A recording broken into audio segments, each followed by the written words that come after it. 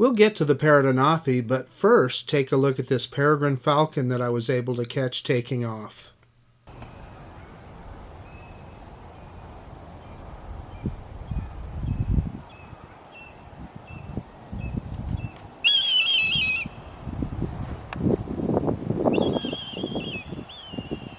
I want to apologize for the blurry video on my upcoming introduction here.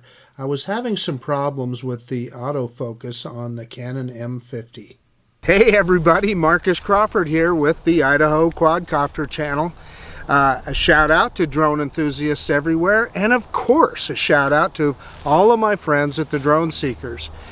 Hey, I'm at a little different location today. I'm at a place called Eagle Island State Park. And we're going to do just a little bit of flying with the Parrot Anafi. So I'm just going to look around here and show you around and tell you a little bit about the park as we do it. So heck, let's quit wasting time and let's get this bird up in the air. Okay, I just fired up the Anafi and got the free flight app going here. I had intended to try and use my iPad Mini 4 today, but it just isn't practical. So I have one of those adapters that are commonly available that you can use on your Mavic, etc. to fit the Mini 4. It's got the little square and then the bigger grip for holding the Mini 4. When I put it in here, it just was not stable. Because of the weight of it, it kept wanting to flop out. So if anybody has a solution, I'd like to be able to use the Mini 4 with this thing from time to time. I'd love to hear it if the commenters have a good solution for that. So it's telling us to fly, but before we do that, I'm going to format the SD card. And we're going to do a quick formatting. Good, we're good to go. I put a 32 gigabyte card in at this time.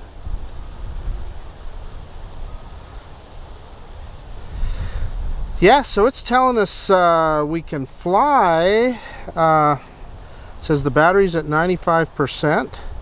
So let's go ahead and hit the fly app. We are in manual flight in sport mode. I'm going to put it in film mode to start out with for sure, and we're at 4K 30 frames per second. So let's go ahead and take off. And once I get it in the air here, I'll probably walk in the shade so that I can see the screen a little better.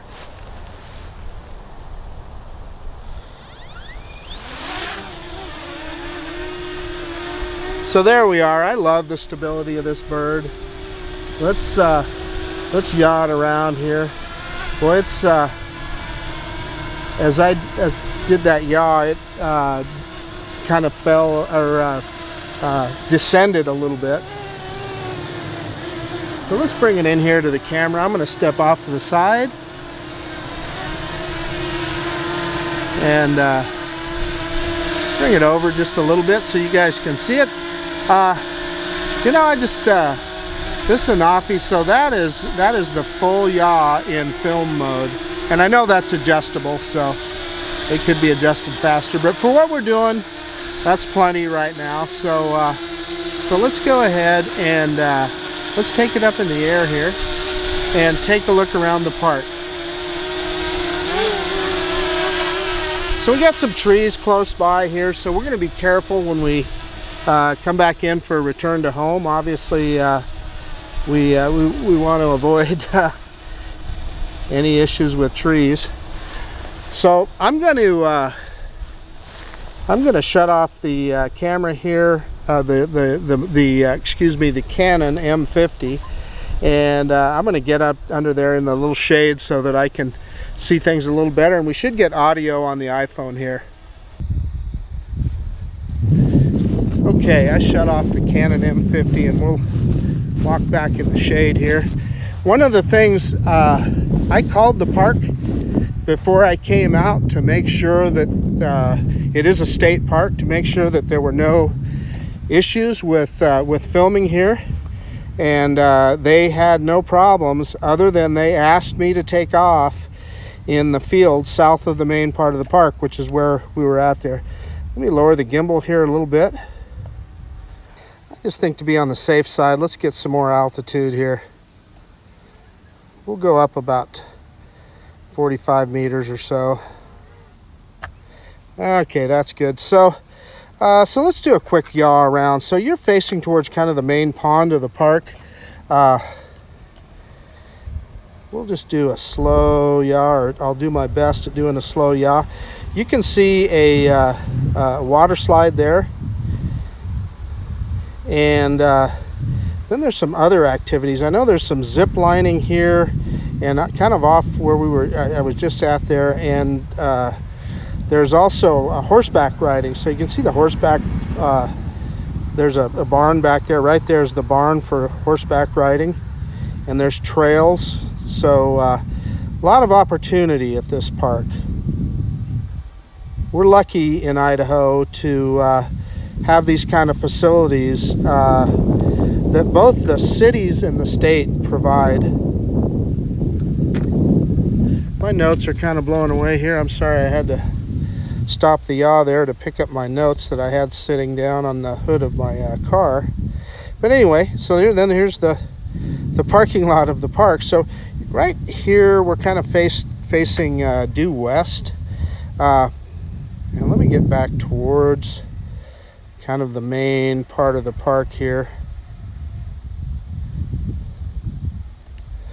Let's go forward.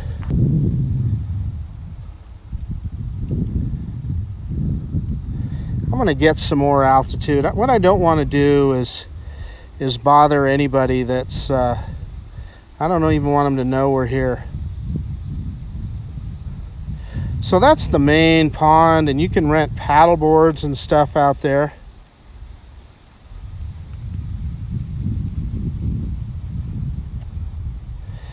We want to get high enough that we want to make sure we're not bothering anybody.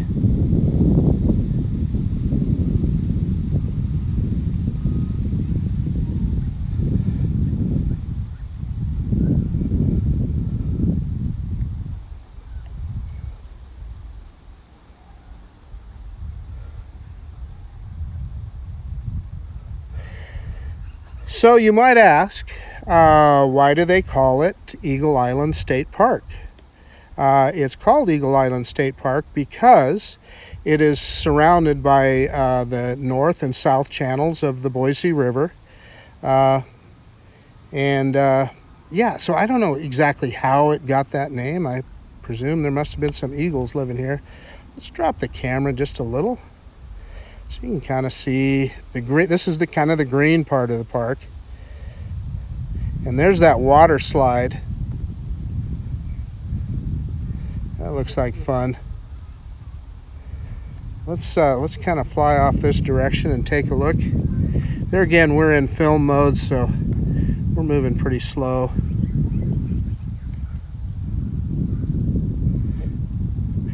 So it's a 545 acre park.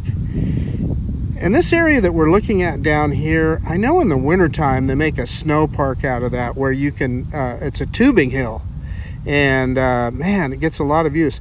Now I know there's supposed to be some zip lines here, but I don't exactly see them in this picture because I'm just looking at the little phone. So when we look at this on the big screen, I might be able to see a little more clearly and see. Yeah, there I see. Yeah, I can see the zip lines down there now. So they do have a little zip line park in the summer, and that spot in the winter is a snow park with a tubing hill. So you can rent a tube and snow.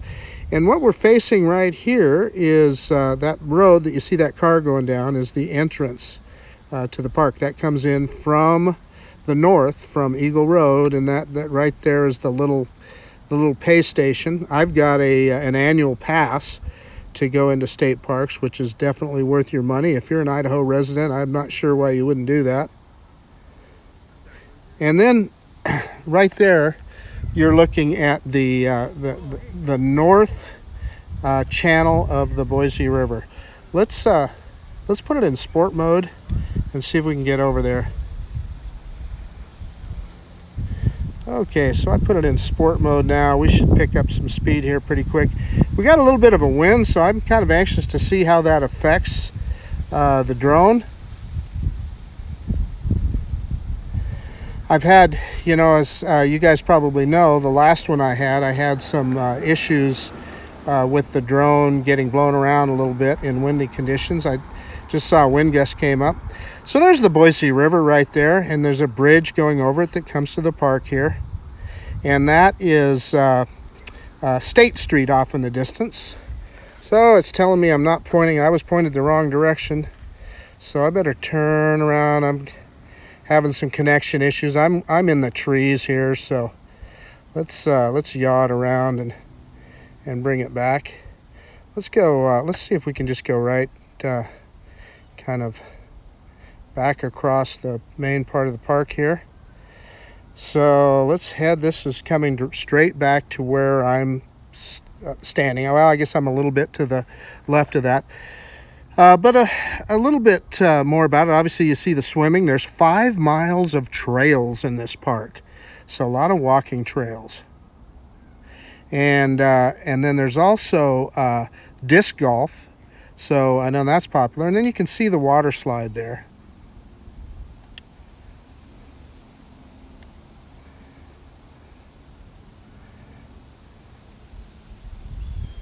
Kind of the main part of the park here, right, that we're going over right now.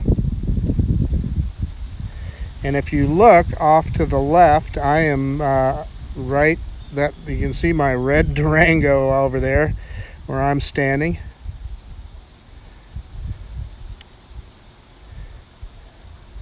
And this now is facing almost due south. So I better face the controller that direction.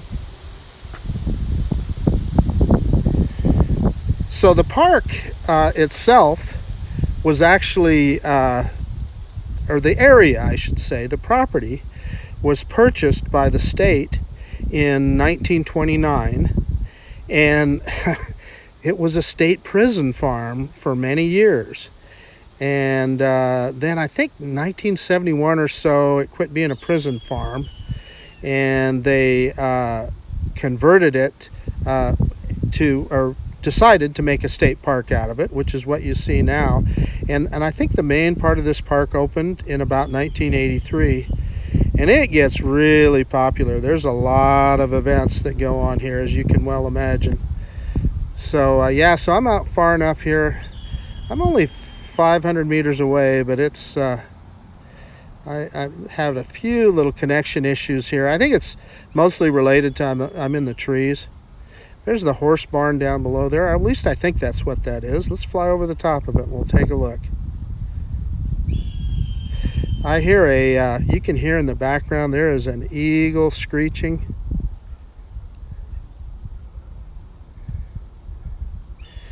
So I don't know, maybe that isn't the horse barn. Yeah, it is. Yeah, look at all that hay. Yeah, so that, or maybe that's just where they store the hay. I don't know for certain. I thought that they went horseback riding out here in this direction. Yeah, I suspect this is where you park to, yeah, I'm sure this is probably where you would park to unload your horse out of your trailer and so forth. I don't know if there's any horses out here permanently or you know, if you can ride a horse here. Now that looks like a parking lot there, so I'm sure that's what that is. For if you bring your horse out on a trailer and you can ride around it. That's pretty handy. What a pretty cool thing that the state does here. You know, they accommodate so many different kinds of recreation. I just think that's great. So you can see on the screen here, every time it goes red, I'm having to turn to face the drone towards the controller towards the drone. Yeah, a little bit of a connect. There again, I'm behind trees, so yeah, I'm kind of losing FPV a little bit. The drone's still moving. I'm still getting telemetry. Well, no, maybe not.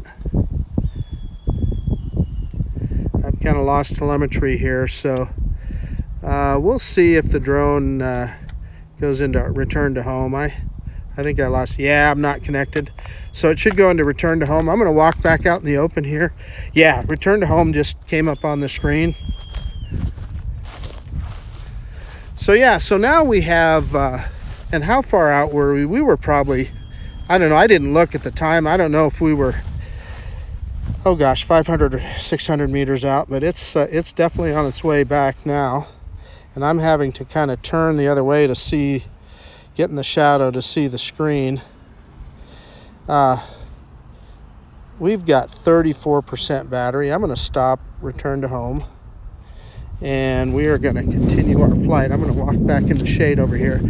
I just got back out there far enough away that with all the trees and the interference, I'm sure that's what obstructed our path. But one of the things I want to comment on there is, as you guys recall, the first time I flew this particular Anafi, I had a disconnection and I lost FPV, and I was concerned about that. But what one of the commenters told me, and I need to be careful. Let me finish my thought first. What one of the commenters told me was that the Anafi, if you are in a situation like that and you manually engage return to home, FPV will not resume. If you let it automatically go into return to home, the FPV will then return. And then the other thing that I was told, and I haven't tried it, but I have no reason not to believe it, is that if you get in that situation and your screen is blank, simply unplug, then I use an iPhone, unplug the lightning cable and plug it back in, and you'll get FPV back. So we'll have to try that one of these days. The thing is, you know, when that happened to me the other day, I was in good shape. I had telemetry, so I was not concerned. I mean, I knew the drone was coming back to me, and so I was not concerned, and I had line of sight.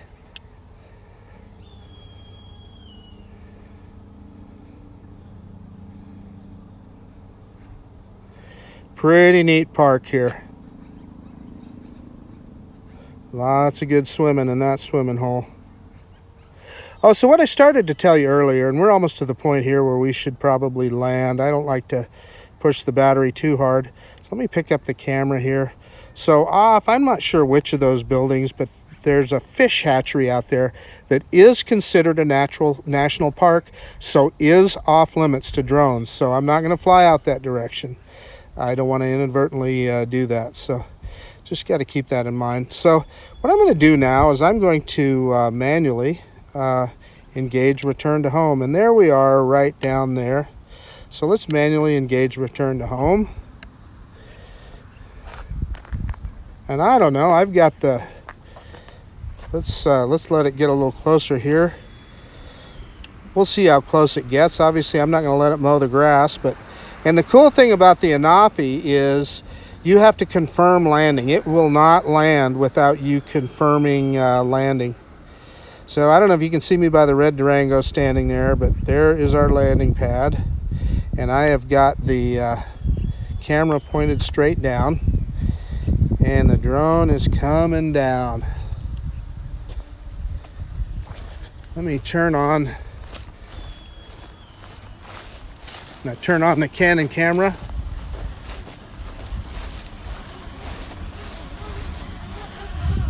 Looks like I better hurry. Yeah, so the drone stopped. I was busy messing around with the Canon camera. Okay, Canon camera is on. So cool, the drone stopped.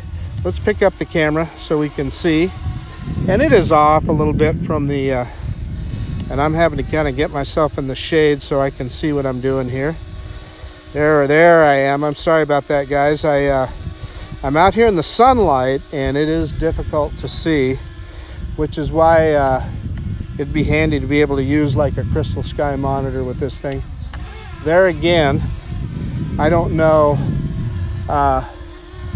make sure that the camera can see the landing pad, and it can. Let's lower it just a little.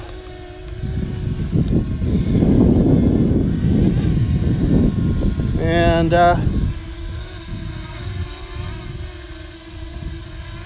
That's me adjusting it, and you can see I'm a little bit off. That's got to be pretty close. We're going to hit land. And there we go. That was a perfect landing with 10% battery. The drone performed perfectly. Let me get everything shut down, and we'll do a quick conclusion. We took this little guy, the Parrot Anafi.